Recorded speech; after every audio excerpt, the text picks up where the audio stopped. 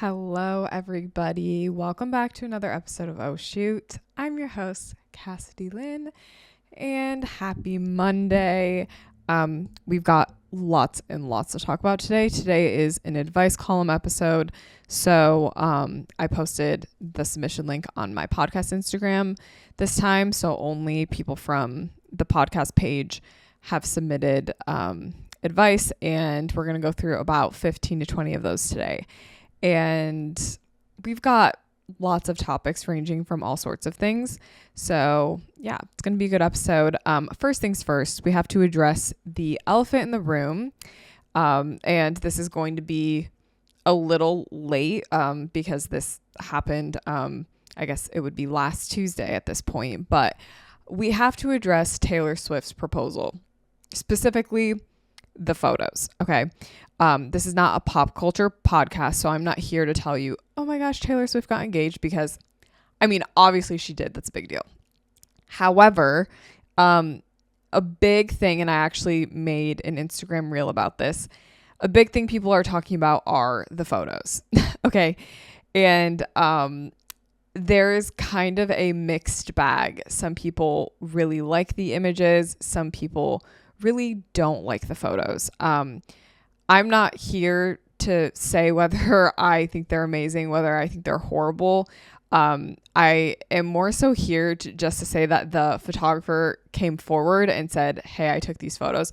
Now, it's hard to know like what's actually real and who actually took them, because it's like you could be a random person. You could say, oh, actually, I took those photos, and until like we see more of the images from this photographer, or this photographer actually gets tagged, it's hard to know.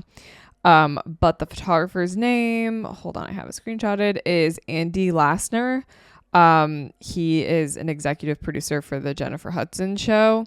So, he came forward and said that he took the photos, and I don't know. That's what we have so far. There's a little bit of controversy with the photos. Sorry if you hear sirens right now. There's a little bit of controversy because people are saying that the photos don't look like they were taken by someone that like knows how to use a flash, because a flash was used in like a good amount of the photos. It also looked like an area with pretty good natural light. So it was kind of like, why are we using a flash? Some people are saying they don't really like the edit. There were like the most beautiful florals. I thought the florals and like the location and like everything looked so sweet. But yeah, that's kind of been the thing, is like the flash and like a little bit of the edit, and the photos didn't seem super high quality. That could just be like, someone screenshotting them or something like that. But very interesting. Taylor Swift broke the internet with those photos, but obviously we're a photography podcast, so we've got to dissect the photography of them all. Something I did really like was the like wide shot of like him down on one knee. Like I thought that was really pretty. It looked like they got a lot of like time to themselves. Like it wasn't like the photographer was like in their face. And it's actually really funny because I had a dream last night that this, and why am I dreaming about this? I don't know. But I had a dream last night that like someone had a video of the proposal, and then it showed like everyone that was there, and then it like panned to the photographer, and it was like one of like Taylor Swift's like family members or some like random person. And I was like, oh my gosh, I feel bad because I feel like this person is getting bashed so badly online for the photos. So anyway, that's my dream that I had. I haven't updated you guys since I got back from St. Lucia. So I went to St. Lucia once for sandals, and I went back to shoot a wedding. And this wedding was, dare I say, the craziest wedding I've ever shot. I could just tell. So they booked my entire weekend package. So I shot welcome drinks on 2 nights before the wedding, the rehearsal dinner, and then I shot like the actual wedding. I could just tell that this was like a really rowdy bunch, in a good way. Like they were just super fun. And they, it's like the middle of dancing at the reception, and like the bride just looks at me and she's just like, we have to go in the water, don't we? And I'm like, I mean, you could, like, you don't have to, but like, yeah, that would be fun. So her and I would say about 40 other guests ran in the water at the end of the reception. The reception was so fun, like truly just like so many people enjoying their time and just having a ball. It was just, yeah, it was great. Like the photos were beautiful. Her dress was beautiful. You know, one of those weddings where you leave and you're like, oh my gosh, like this was incredible. That's how I felt. Like all the girls were wearing like butter yellow dresses, like, oh, the whole thing. There's just so many palm trees and blue water. Like it just was perfect. So I posted some previews last week of the photos if you want to see them. But yeah, it was a really good time. But I'm happy to be back. I'm home for a couple of weeks and then I go off to Washington for Sony's creator event, which I'm really excited about. I've got like a lot of friends going, so it's going to be a little creator reunion, which is going to be fun. Yeah. So that's basically it. Let's get into the advice. Like I said, we're just going to go through and try to get as many of these as we can.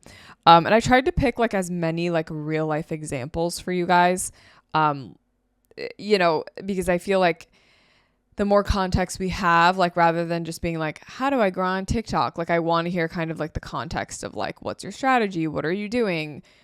Like, give me the context of your business, like things like that. So those are kind of the ones I try to pick. So this person says, I don't know if you remember me from a few years ago, but I'm the girl who was working 3 jobs, my own business, associate work for another photographer, and part-time work in the post office. And I finally cut ties with the associate job as it was no longer sustainable for me to continue that kind of workload. My problem now is that my business has grown significantly and I'm extremely overwhelmed with the amount of shooting and editing I'm currently doing. I have aftershoot for culling, which has helped me, but I still need to skim through the selections because AI doesn't understand intentional motion blur or eyes being closed. I am delivering well over 1,500 images for a full wedding day and roughly 300 to 700 images for a 1-hour portrait session. Wow. Am I delivering too many images? How do I not deliver as many images without my clients asking me for another angle? How do I stay on track with my edits? Again, sorry for a siren. How do I stay on track with my edits, organizing my SSD drives, client emails, and files, and make sure that I'm not overbooking myself to the point of burnout? I want to keep this as my full-time job, but I'm very worried that burnout is on the horizon and I'm not sure I can work less as I have bills to pay. Maybe the answer is to raise my rates again. I've already raised them twice this year. My current rate is $400 an hour and I live in Canada. Okay. So I do remember this person submitting, I want to say it was like last year, about how they worked in the post office and all like the other things. So your new problem. The first question that you asked, am I delivering too many images? I think 300 to 700 images for 1-hour portrait session is beyond too many photos. And what's gonna be my biggest challenge to you is I want to encourage you to take less images. I want you to get the shot and move on, because what it sounds like is you're struggling narrowing it down. Aftershoot is helpful for culling, but I do find that you kind of have to do like a secondary cull where you go through and make sure that like all the photos you need are actually picked. But I would encourage you to really work on lowering those numbers. So let's say for a 1-hour portrait session, no more than 250. You know, and like that might seem hard, but like it is what it is. Like you really don't need more than that. Like I can guarantee you your client is not going to be like, oh my gosh, you only delivered 200 photos for an hour. That's not enough. Like I promise you that's enough photos. For a wedding, I mean, I'm kind of at that 1,500 mark as well. But I would love to get my number lower. I would say work on maybe getting around like 1,000 to 1,200 photos for a wedding day. With aftershoot, I would recommend telling aftershoot to select less photos and then go through a wedding day, like go through the photos after it's selected all of them and just like go in the family photos, make sure it's selected all the ones you need, you know, go through the wedding party and just like double check, okay, I've got like one of every shot that I want, and go back in and add a few. Like you said, there's a section after shoot that says like blurred. So you can go in that section, add the blurred ones that you want to add. But I mean, at this point, so you said you're trying to avoid burnout. If you don't change something, you're going to burn out. So one thing you can change, like I just mentioned, having Aftershoot pick like less images. You can also use Aftershoot for editing as well. Maybe you train it for a profile of like your editing style. Maybe you raise your prices a little bit. So you said you're $400 an hour. What if you did $475 an hour? That jump to me doesn't seem like that much. And I don't think really you'd lose many clients for just jumping up $75. It's kind of like that mentality of like, this week's episode is brought to you by Aftershoot, and I have an exciting announcement that Aftershoot is launching AI retouching, which is now in public beta and it's free to use now until September 2025. So this adds a powerful finishing layer to the Aftershoot workflow. Now photographers can cull, edit, and retouch all in one tool without extra costs or the need for additional software. So a few key features with their AI retouching. It has skin smoothing for the face and body, which preserves natural texture, blemish and acne removal, flyaway hair cleanup, glasses glare removal, and it's built right into Aftershoot's existing workflow. So I'm super excited to partner with Aftershoot for this podcast. Specifically, the retouching tool is really awesome. Basically, what it does is you're able to import your edited JPEGs into Aftershoot, and there's like these little sliders for flyaways and face brightening and eye brightening and all the things, and it does such a good job. It's very, very fast, and something that would take me like a really, really long time in Lightroom, it does in seconds in Aftershoot. So their retouching tool is now available. And like I said, it is free until September. So go give it a try. The link to sign up for Aftershoot is in the description of this episode, and use Cassidy for a percentage off. All right, back to the show. The difference between 400 and 500, like having a number that's 475 in people's heads, they're going to say, oh, it's only $400 because there's not that number 5 in there yet for 500. So I'm just going to go through all your questions real quick. How do I not deliver as many images without my clients asking me for another angle? Do you have an experience of people asking you for another angle? I feel like people don't usually do that. So just give it a try. If someone does ask for another angle, I don't know, maybe be like, oh, I actually do have one I can give you, something like that. How do I stay on track with my edits, organizing SSD drives, client emails, and files to make sure I'm not overbooking myself? So this is a loaded question. Staying on track with your edits. I have a running note on my phone. Sorry, my necklace is like really jingly. I have a running note on my phone of all my galleries I need to edit, and I have the due dates listed. That's something that helps. And there's like I have like checkbox listed, so when I finish something, it's satisfying. In your calendar too, put deadlines. Put Tracy and Alex are due September 20th, but I'm gonna put in a reminder September 13th, a week before, that I need to at least start cooking on these, right? So that's how you can stay on track with your edits. Organizing your SSDs. I mean, very simply put, my SSDs are organized into 4 different folders. So I have my clients folder, I have my personal folder, I have an education folder, and then I have a folder that's called in progress. In progress is where I dump all of my photos. So after a wedding day, all the photos go there. Once I go through and cull them in Aftershoot, then in the clients folder, Tracy and Alex would get their own folder, and then I would do a separate folder called Culled Raws. I keep both my in progress folder and my Culled Raws folder until I deliver the gallery, and I wait like a couple weeks, and then I'll delete all the images and just keep the Culled Raws. So that's really the best way I think of organizing your SSD drives.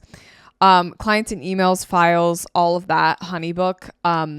And for like knowing, okay, how much do I have booked? That's something you could very easily look in Honeybook as well.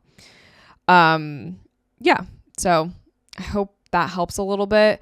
I think just lowering how many photos you deliver is going to help you a ton for sure. Okay, moving on. Scenario. You're editing photos from a recent engagement session after sending a few sneak peeks, and the client requests the photos be edited to match a certain style that they saw on Pinterest. The problem isn't that you, the photographer, are unable to match this style. The problem is that the inspo differs drastically from your normal style. Think dark, bold, dramatic versus light, bright, and airy. Therefore, you wouldn't be able or want to share on your Instagram/website. And you wouldn't even want the client to tag you when they're posted, because it's so different from your normal style and you hate how the photos look, but you love them. Oh, but they love them. Sorry. Would you A, suck it up and match the client's preferred style because that's what they paid for and that's all that matters, because they paid and that's all that matters? B, match the client's preferred style for deliverables, but post versions that match your editing style on your Instagram and website? Or remind the client that they signed a contract confirming that they reviewed your portfolio and editing style and deliver the photos with your normal style. So my answer are neither of those. My answer would be C. Remind the client that they signed a contract that they reviewed your portfolio and editing style. But I would say I'm happy to edit your photos a bit more bold and punchy or contrasted than I normally would. So I can do like a compromise and show them an example of like, take one photo, show an example of like, here's my compromise edit I can give you. And then see if they like that. I don't hate the idea of delivering it bold and then doing your own editing style, but I also don't hate the idea of just being like, hey, that's not how I edit. I'm going to deliver the photos how I edit because that's how I edit. Right. It's more so a matter of, do you want a happy client or do you want to stick to your editing style? I think it's a little absurd that someone's messaging you being like, I need you to edit in this style. And it's very much like not your style. I think that's interesting. So best of luck to you. It's just not an ideal place to be in. I almost feel like part of me wants to say have a backbone and like stand your ground and be like, this is what you paid for. This is what you're going to get. But then there's also that risk of like the word of mouth of it all. You want to make sure you get a good review. You could even say something along the lines of, hey, that's not how I normally edit. The contract says that you reviewed my edit and like I've got stylistic control. However, when I deliver the photos, the final gallery, if you want to favorite 10 of your favorite images, feel free to do so. And I can edit those 10 photos in that different edit that you like. Yeah, it's kind of up to you the way you want to go with this. Okay. When you were doing weddings a lot of the weekends throughout the year, do you feel like you missed out a lot when it came to doing things with family and friends? I feel like every important event that comes up, I'm booked for a wedding and I have to miss out. I'm heavily considering stopping weddings because of the time commitment so far in advance, knowing I don't want to miss out on my own special memories with family and friends for the rest of my weekends during my career. I love documenting weddings because I know how much I value my own memories with my family and friends, and I love being the one to create the photos that they look back on forever. But in doing so, I feel like I'm starting to put my own life and memories on the back burner. I guess I'm asking, do you think this is reasonable? This is a reasonable reason to slow down on weddings, and how do you balance work and personal life when you were booked most weekends with weddings? Thank you. This is a really tough question.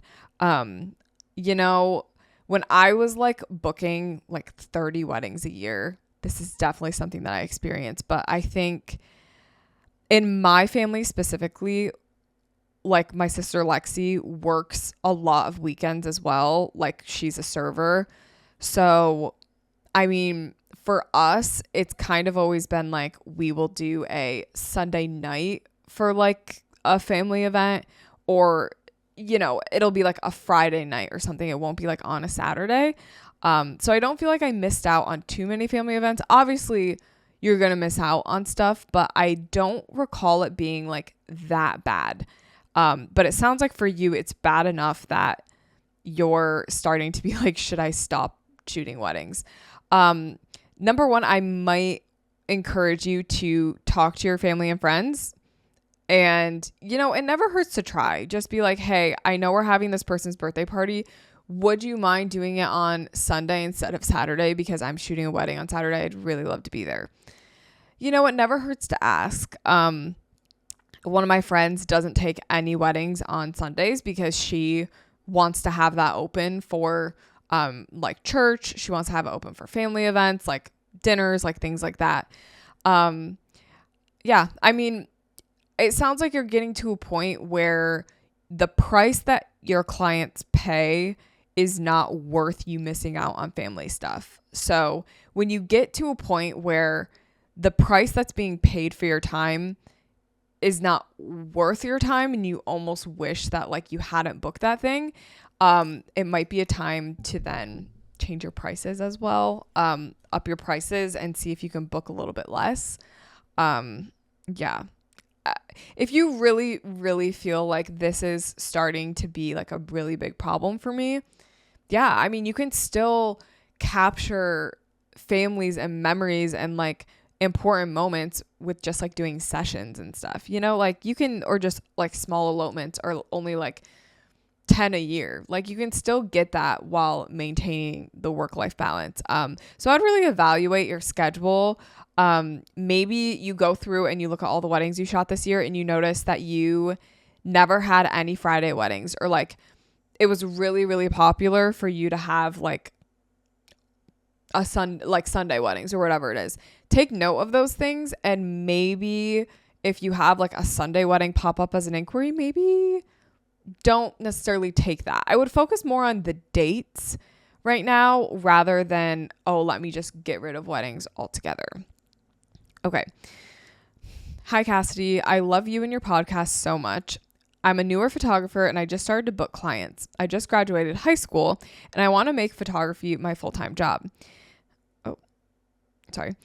My mom, on the other hand, really wants me to go to college and get a degree. I feel like I can make photography my full-time job, but hearing her say that is kind of making me question if I should just go to college and get a degree. What would you do? So thankfully, when I was graduating high school, I didn't receive any pressure from my parents on like, oh, you should do this, you should do this, you should go to school, you should not. Okay, so to give you context, I have a marketing degree. Do I feel like it was helpful for me? Yes. I love marketing. If I weren't doing photography, I would love to have a job in marketing. So do I think it could be helpful for you to have a degree? Yes. Do I think that could potentially take away a lot of time that you could be putting in your business? Also, yes. I don't think you need a photography degree by any means. I think if anything, you would want to get a business degree, but okay. It says that you are a newer photographer. You're just starting to book clients. Maybe you can take a gap year. And you take a gap year. You say, Mom, I'm going to do a gap year. I'm going to see if I can put all my time and energy into making this business be a thing. If I can't, then I will go and I will get a degree and see where that takes me. Maybe do something like that. I think it's kind of up to you if you have the passion to go to school or not. I think the passion thing is really important because school is not for everyone. Sitting in classes, having the rigid schedule, it's not for everyone. It takes a lot of self-discipline. You have to really want it. You have to really want to achieve that. And if that's not something you want, you're going to struggle taking classes. You're going to struggle showing up and giving it your all when your heart is somewhere else. So that's just my advice. Okay. I've been doing wedding photography for 5 years now, and I'm honestly so done. I'm so burnt out, and every time I think about an upcoming wedding, I get so anxious. I get regular inquiries, but sometimes I just don't respond because I honestly don't want to do this anymore. I know I have to make money somehow, and if I didn't do photography, I don't know what else I would do. I'm also going to become a mom soon, and I don't want to spend every Saturday away from my family. I'm having a hard time letting go because I feel in some ways I put my identity in my job, but I'm really so tired of it. Wedding days take so much out of me, and I'm just tired of having to take charge and tell people what to do to make sure the day is running smoothly. I'm thinking about not taking any more weddings for next year and just hoping I figure it out between now and then. Any advice? Much appreciated. I love you and the pod. Okay. This is really, really hard. And I think it kind of goes back to the idea of being passionate about what you're shooting. And when you burn out, when you shoot too much, when you overdo it, that's when you experience this lack of passion. So there's a couple of things that can help you. And I don't know if you should stop doing weddings altogether. I can't give you that answer. That's kind of something you have to decide. If you do decide, I don't want to do weddings anymore, I'm going to stop, you can always do sessions. You could always book 5 weddings at a higher price. And then maybe you second shoot and maybe you focus on other types of shoots. I don't know. I feel like the thing with weddings is, like you said, it's draining. It takes a lot out of you. But for me, when I show up to a wedding and the people are amazing, the venue is great, or like I really love the florals. There can be little tiny things. It doesn't have to be all those things all together. Sometimes it's like, oh my gosh, I love these people. They're amazing. Most of the time, I pretty much love all my clients. But like, if I'm like, oh my gosh, like this family is so great and nice to me, like that's something that gives me a little bit of that passion back and allows me to be like, okay, I'm capturing this wedding day for these people, for their memories. Just as if you're pregnant, you're starting a family, like those memories that you're going to have with your family, you're like, the people that are at the wedding, the mom, the dad, they are you in 20 years. Okay. Think of it like that. Just kind of, I want to encourage you to reframe your thinking a little bit. The anxiety that comes before a wedding, is something that I also experience. There's things that you can do to help with that. Having an assistant or a second shooter takes away a lot of my anxiety. It takes away a lot of the pressure on me. Update and check your client systems and make sure that you have like a great questionnaire and all those things and everything's automated, because that helps a lot with weddings as well. As far as like, you don't want to be away from your family, I absolutely get that. I think a lot of people, when they transition from, maybe they're single or they're married, but they don't have kids yet. A lot of the times photographers, when they transition into that phase, they kind of stop doing weddings and they do more like families and, things that kind of fit their stage of life more. So that might be something to consider as well. Do I think you should give up weddings altogether? No, but it definitely sounds like you need to take a step back for your client's sake as well. Like, you don't want to be showing up to a wedding day anxious, burnout, like you don't want to be there. That's not fair to them as well. So if that mindset is something you're struggling with, yes, we need to fix something. We need to reframe. Maybe we need to take less. Maybe we need to raise our prices. The only thing I'm afraid of for you, if you take a break from weddings next year altogether, I fear that it might be hard for you to get back into weddings, right? Because your portfolio is not super updated. Like, that kind of poses a whole different problem. So I don't know if I would say stop shooting weddings altogether. And you said it's like a money thing for you as well, which at the end of the day, you got to pay your bills, right? You got to pay your bills. How are we going to do that? That's a big thing. You could work on investing a little bit more in yourself for creativity's sake, putting together shoots, attending workshops, education, like investing in like different gear, even having like a fun little toy lens, or maybe you start doing film or whatever it is, something to re-spark the drive. That's what you need, truly. You need to rest and you need something to re-spark the drive. And I would even encourage you to try something like Aftershoot as well. Maybe try it on like an old gallery, okay? If you have all the photos from an old gallery, take those photos, put them in Aftershoot, set it to like selecting only a few photos, then run it with like an edit as well, and look at that final gallery and be like, is that something I can deliver? Is that something I'd feel proud of? If you're like 75%, like, yeah, like I just need to go through and tweak a couple things, that this is going to be your new workflow. Okay. And like, that's something that you could try out as well to kind of help with like the burnout. Yeah, I'm really like sorry that you feel that way though. That was like yeah, reading through that is like really hard because it's just, yeah, I feel for you. And I feel like that, like, this is one of the ones that I really am like, I don't 100% know like the best answer for you. Other than like re-sparking the passion, like I said, maybe finding some hobbies that are outside of photography. Yeah, I don't know. Okay, moving on. First, hi, I love the podcast. You're so inspiring. I'm kind of spiraling lately. I feel overwhelmed and burnout, and I'm not sure where to take my business. I only take about 10 weddings a year, along with family and engagement sessions. Since I also work part-time in healthcare, only 2 to 3 days a week.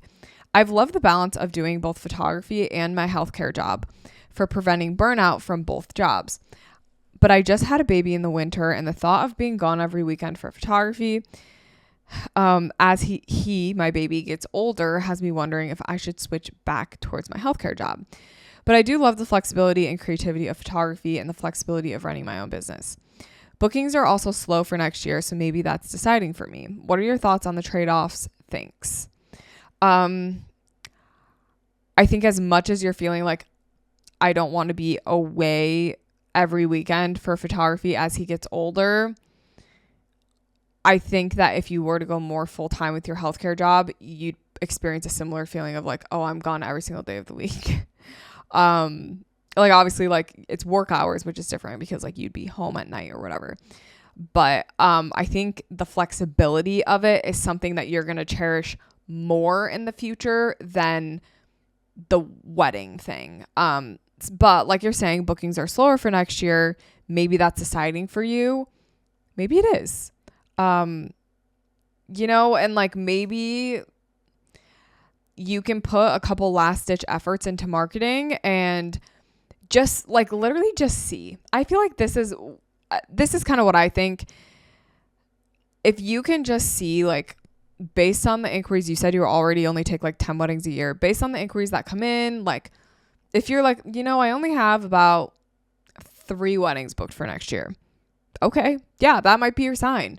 Or maybe you could be like, okay, I only have 3 weddings. So let's like focus on booking these engagement and family sessions. And then if I can't fill that out, then we're going to consider going more full-time in my healthcare job. One of my friends who is a mom does Tuesdays and Thursdays are her shoot days. She schedules every session, like basically every Tuesday and Thursday, she's got like 2 sessions in the evenings. And she does that because it allows her Monday, Wednesday, and Friday to be with her kids. And then she usually shoots a wedding on Saturday.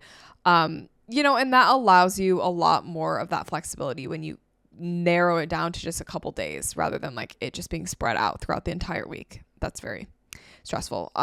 So yeah, I would say those are my trade-offs, and that is my recommendation for you. Yeah. These are like hard. Like you guys need advice. And I'm like, oh, I don't even know. Okay. I'm around 8 to 9 years in the wedding photography and cinematography industry in Greece, doing both for, quote, other studios all these years. Before 2 to 3 years, starting booking my own weddings, but some that were only photo, some for both photo and video, and some only video. All this time until today, I try to figure out what I have to do. Should I do only photo, only wedding films? I have a little more stronger of a portfolio in videography, but nothing special, just local weddings generally. I think I enjoy more photography though, but all photographers are telling me do good films and get more money and work less. Every day I'm thinking, well, I have to choose to begin my own brand officially and booking some weddings randomly. Could you help me? So this is funny because I've been telling like my friends that I feel like a photo and video package is going to become like really, really popular next year. And like, it's going to determine whether or not people book. So you're saying if I'm picking one, what should I do? My recommendation was going to be to do what you're more passionate in. You're more passionate in photography. I just think, you got to grow your portfolio, like get a couple more weddings that you're like, okay, this is perfect. And then like, I think you can start like advertising photography now, but like just know you might need to have like a few more weddings and things in your portfolio in order to like start to get to that point where you're like, okay, I'm a wedding photographer. But I think it's great that you're able to offer video. And to be honest, your ability to offer both, I think, is really valuable. So I think just pursuing photography and being able to add on the wedding video thing as an upsell or whatever, when you think of it, wedding video, in my opinion, is a luxury. It's not a necessity. Wedding photos, I would say, are the necessity. More often than not, like, you're not going to see a wedding where there's no photographer, but there's a videographer. But you will see a wedding where there's a photographer and no videographer. So because of that, wedding videos are not super essential. So your service then becomes a luxury. And, you know, if the economy is not doing great, the luxury item is what potentially is going to drop off. And like be like, okay, we don't necessarily need a videographer. So that's going to be my recommendation, just kind of based on how things are going. But yeah, I mean, my overall overarching advice for you is go with what you're passionate. Like whatever you are passionate about, that's what I think you should pursue. Okay. Cassidy, help. I've built my business and brand over the last few years on the East Coast, and I really like where I'm at. I'm moving back to my hometown in the West soon. And I've come to find out in my absence, another photographer with my exact same first and last name has built an enormous brand in my hometown. We're talking 40,000 more followers than me. So here's my question. Should I just take the L and change my username when I move back? I'd hate to do it because it's my brand, but anyone looking for me would just find her, right? Our usernames are literally one letter different. I've been stressing about this. I want to have my own unique brand and I don't want to cause confusion with potential clients. What are your thoughts? I mean, the search bar goes both ways, honey. Think like anyone searching for this photographer who's built a big brand in your area might stumble upon you as well. And I mean, you said you're a little bit of a smaller business, so it's like, I don't think you should change your name.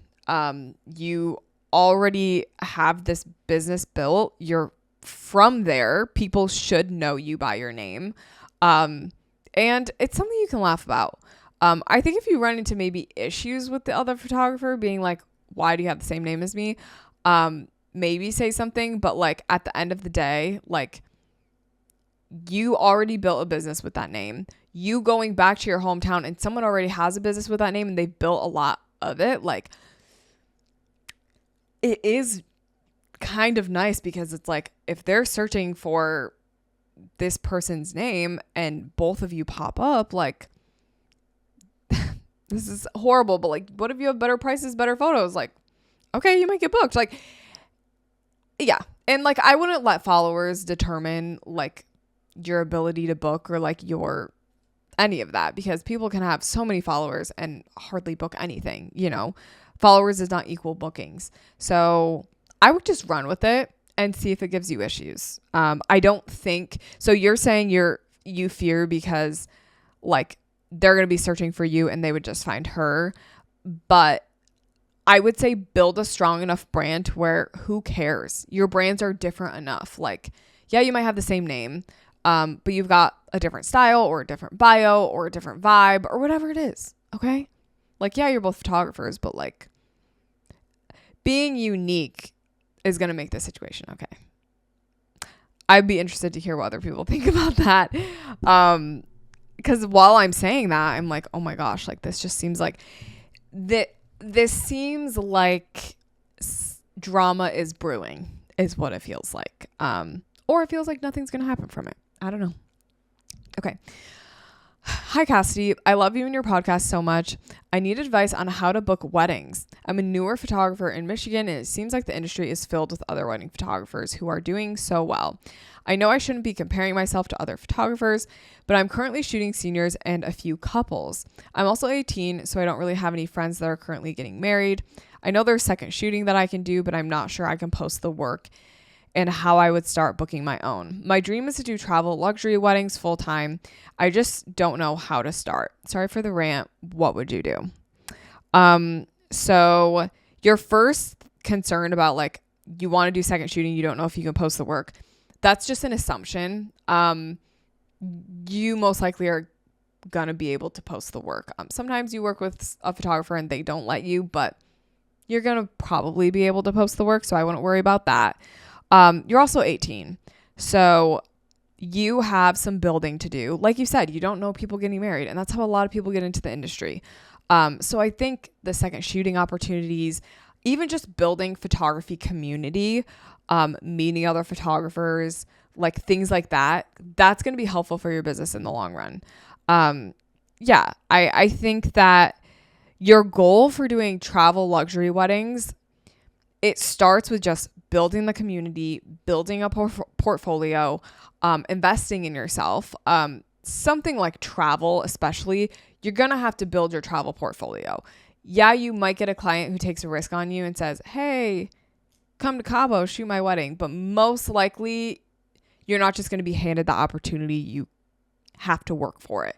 And, a lot of Michigan couples travel for their wedding. So they'll do like a Michigan local engagement session, and then they travel for like their actual wedding. So your destination clients could be local as well, but someone that's going to book someone like that, like someone local that they're going to fly there, they have to really love their portfolio, really trust them, really trust their work, and see that they've done that before.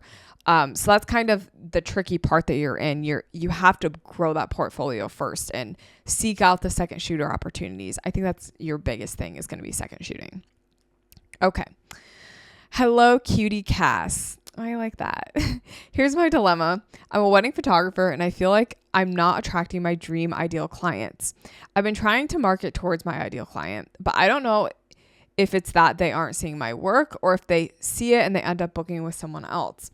I've thought about doing some style shoots to target them even more, but I feel like they're not going to book with me unless they see a real wedding in the style that they like. For reference, I'm mostly shooting basic run-of-the-mill weddings right now, and I'm hoping to book some higher end, unique vintage style weddings. Do you have any advice for me? Okay. One thing that I want to mention when it comes to booking luxury high-end weddings, because this is kind of like what everyone wants to do right now. I feel like a lot of luxury weddings require a certain style. And I'm not here to say if you edit dark, moody, punchy, bold, that you can't book a luxury wedding. That's not what I'm saying. But I think right now some luxury clients are looking for specific things when it comes to how you shoot and how you edit. Number one, the documentary film style. This has proven to be a more luxury style, and it's more popular right now. It's trendy and it's more high end. The editorial look is higher end than like something that's like bold and punchy and contrasted. So your shooting and editing style might impact this. So work on that. We're seeing a lot more direct flash. We're seeing higher aperture. We're seeing intentional use of slow shutter. We're seeing people shooting on film. We're seeing true greens. We're seeing drone shots. We're seeing unique angles. We're seeing very candid stuff, like not superposed. Like all of these things are going to impact your ability to shoot those higher end luxury weddings, because higher end luxury clients are looking for a more documentary film, true to color, black and white edit most of the time. I'm not going to say all the time, but that's just what I've seen. It's possible to shoot a high-end wedding with a different edit than true to color. It's possible for sure, but I think that's kind of like what a lot of people are looking for right now. I do think that getting photos in your portfolio that represent those types of weddings is important. So I do think attending a style shoot or a content day or putting together your own shoot with like high budget florals, that type of stuff, I do think it's going to help you book the weddings that you want to. I mean, you're saying you don't know if people are seeing your work or if they're seeing it and they book with someone else. My other piece of advice for you is to go super hard on your Instagram, and making your feed so curated for like exactly the type of client you want to book. And part of what's hard about that is you might need to curate some images. You might need to go out and make that happen, right? Like you're not just going to be handed a beautiful, like candlelit 100K floral Italian villa wedding. Okay. That's something that you might need to go out and seek out and figure out, how can I get this work in my portfolio? How can I get it in my portfolio so then I get booked for something like this? Okay. That's kind of the question, right? Like, how do you get these dream clients? And I don't think you got to work for it. You got to go out and make it happen. Yeah. Okay. I'm going to move on from that. I only have time for maybe 2 more. So we'll just do these last 2. I'm trying to get more clients, and I've been reaching out to local businesses to see if anyone wants to promote their business at a discounted price. I've also reached out to people's pages who are looking for photographers to capture their events, and I've emailed businesses for headshots to update their profiles. I also put a sign in front of my house to promote my website, but so far, no luck. What can I do to gain more clients? I've also moved into a new area, so it feels like I'm starting all over again. I love your content, would love any advice. Thanks. I also think I submitted this twice. So you're saying, how do I gain more clients? You have reached out to local businesses. You've reached out to people on pages who are looking for photographers. You've emailed businesses for headshots, and you put a sign in front of your house. What you're not utilizing is word of mouth. What it sounds like you're not utilizing is Instagram, social media, TikTok, Pinterest, Instagram, geotagging, building community, meeting other photographers. These are all things that are going to help you get more bookings. Word of mouth. Okay. And like, this might be a little bit of a controversial way to build your client base, but offering a free session, maybe doing a giveaway or something like that, picking and finding a couple or whatever it is, if you're trying to get into seniors or whatever, someone that is going to help your portfolio. Maybe you see that they have like a lot of friends or something like that. You give them the free session, you shoot it, and then you work on just like building that out. You never know where that free opportunity can take you. You might become really good friends with that person. It might allow you to build community, or maybe it goes nowhere. Because you're also going to reach out to local photographers. You're going to build community. You're going to attend local photography events. You're going to network with vendors. You're going to host things. You're going to connect people. You're going to find people that are at the same stage as you in your business, and you're going to reach out. You're going to DM people. You're going to comment on people's stuff. You're going to like people's stuff. You're going to reply to their story. We're going to make friends. Okay. That's a great way to market your business. And it's a great way to not feel alone in all of this, because it just feels like you're going through a lot with like this whole thing to gain more clients. Other big things, making sure your website's amazing, making sure your work is amazing. Okay. I mean, a lot of the times I feel like people are like, how do I get more clients? I don't know what I'm doing wrong. But the problem is your work and your style and the quality of it all just needs work. And like, that's something that just takes time. Okay. So allow it to take time. Oh, wow. Yeah. I mean, I'm interested in the concept of putting a sign in front of your house. Interested to hear where your mind was going with that, kind of what, like, yeah, it's just interesting for sure. But you never know who's going to see that and book. Maybe you should put like a bumper sticker in your car too. You never know. Okay. Last one we're going to do here. I need help charging photo services to friends. Do you discount or do you not? A lot of my friends are getting engaged and married, and I find myself in such a weird position. I recently went full time, so this is my only income. It's hard because one of my friends are getting married and they're on a tight budget.